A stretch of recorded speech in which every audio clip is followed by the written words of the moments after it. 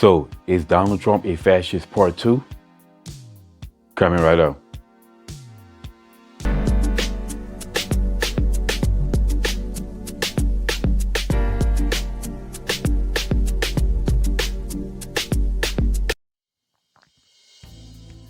What's up, y'all? Welcome back to Common Sense Logical Reason. And as always, I want to say thank y'all for joining me today.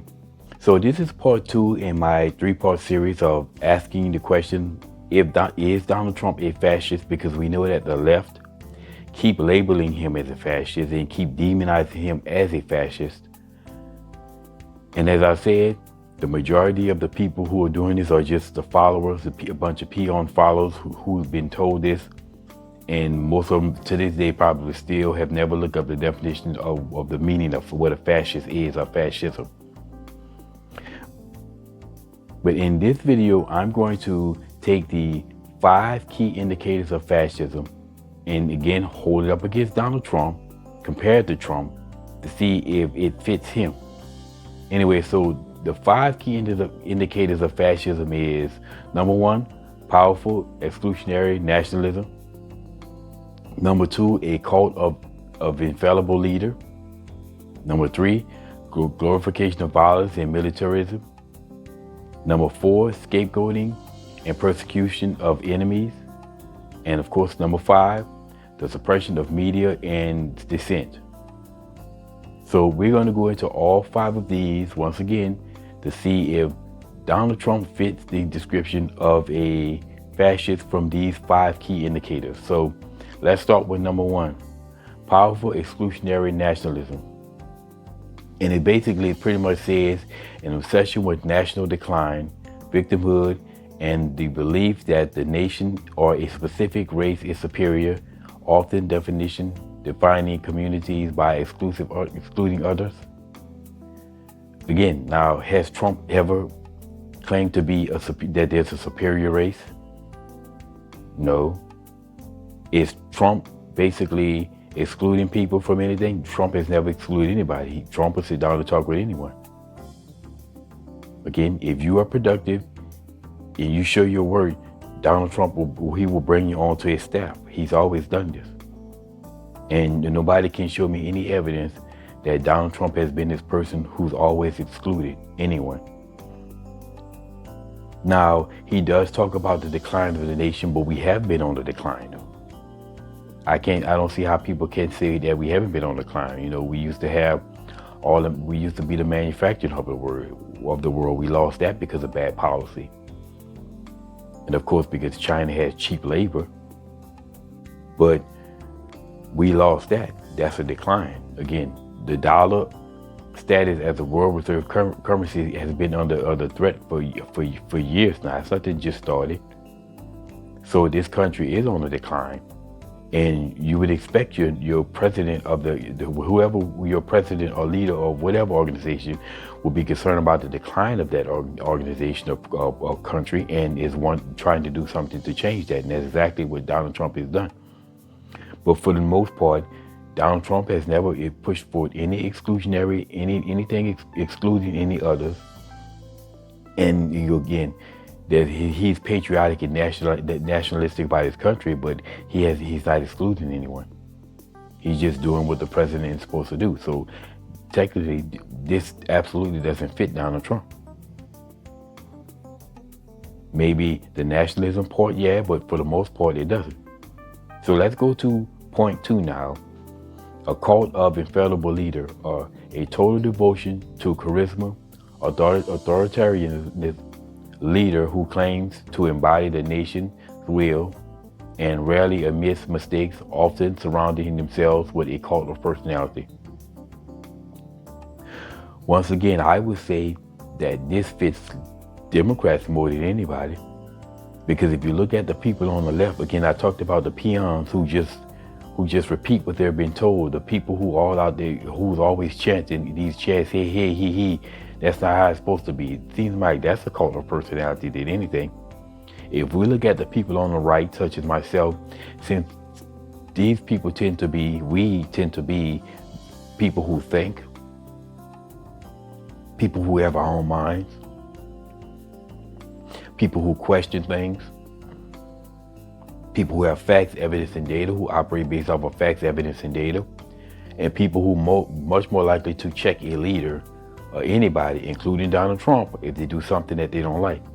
So Trump doesn't have a people following him as a cult of personality. So again, this doesn't fit Trump, nor has Trump ever put himself up as an infallible leader. And as I said in the last video, he's not an authoritarian. He's far from an authoritarian. So really nothing in that part number 2 fits Donald Trump.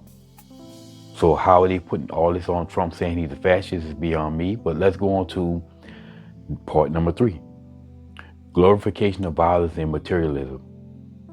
And this is stating as the embrace of paramilitarism, elevating the military and justifying violence as a necessary, redemptive, or purifying tool to defend the nation or seize power. Every president has done this. Every president has used military and used violence against our enemies. Every president that we've had that I can think of has sent the military in to do something. Both Bushes, the Reagans, Clintons have called for strikes against nations. So if you want to say that this is glorifying violence and militarism, then that's what the presidents are. So this fits all our presidents, not just Trump, but Trump has never glorified violence though. Especially not in the country. Matter of fact, if we've ever had a president who's been unmilitarism and is trying to get us out of things, it would be Donald Trump. And I talked about it before that Donald Trump, we were set to attack Iran or Iraq. I forgot who we was, and at the 11th hour, Trump asked the people who were the advisors, how many people could die in this attack. They told him it could possibly be 100 people. And Trump basically called it off at the last minute, saying that we're not going to kill people because of drones. I believe they shot down one of our drones and we were going to attack, and Trump said, no, we send drones for the very reason not to put people in harm's way. So if anything, Trump has been trying to get us out of this stuff. So the one president that we've had in a while who least likely to fit this would be Donald Trump. Okay, let's go on to point number 4. Scapegoating and persecution of enemies. Unifying the population by identifying specific groups, minorities, political opponents, or foreigners as existential enemies to be purged or blamed for national crisis. Once again, Donald Trump has never blamed minorities for anything. He's never gone after his political opponents. The only political opponents that he go after are leftists, and he tells you why, because of the things that they've done that we can actually point to that's caused harm to the country. Trump is not going after foreigners. Of course, he's going after illegal aliens. But any president should do. Any president, is your job to guard the border. Again, you're the executive branch, and their job is national defense. So guarding our southern border is national defense. Again, as I said in the last video, this is relativity.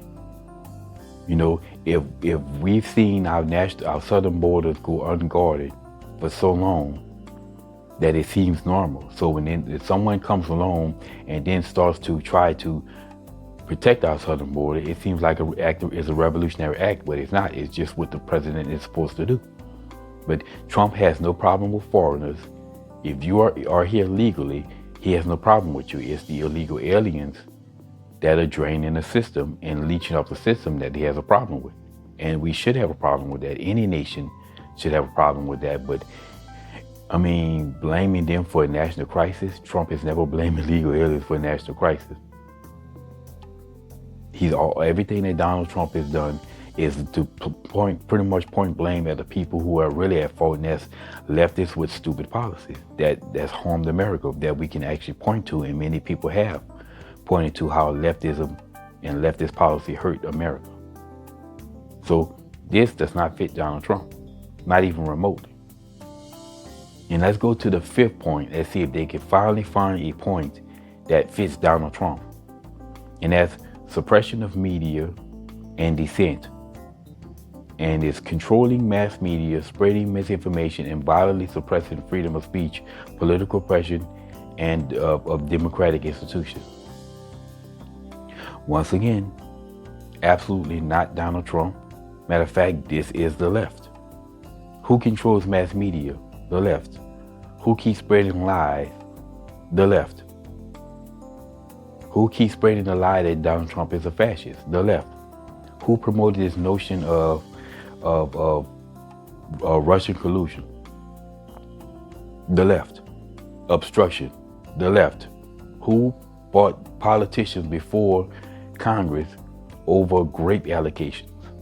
Donald Trump was supposedly raped this woman 40-something years ago on an airplane. Who bought him before Congress before this? The left, which is absolute nonsense, and we knew it was nonsense. Who are the ones that wants to put people in jail for free speech? The left.